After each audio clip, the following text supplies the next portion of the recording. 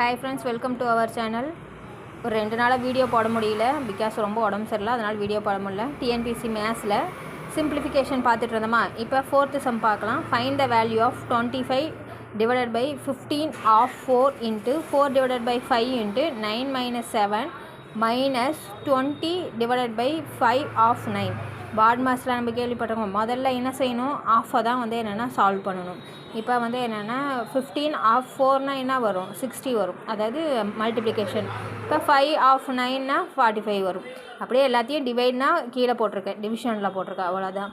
என்னென்னா 25 divided by 60 into 8 divided by 5 minus 20 divided by 45 வரும். இதை எல்லாத்தையும் 5ஆல் அடிக்கலாம். 5ஆல் அடித்தா என்ன வரும், 2 divided by 3 வரும். மைனஸ் 20 divided by 4 என்னென்னா 5ஆல் அடித்தா 4 divided by 9 வரும்.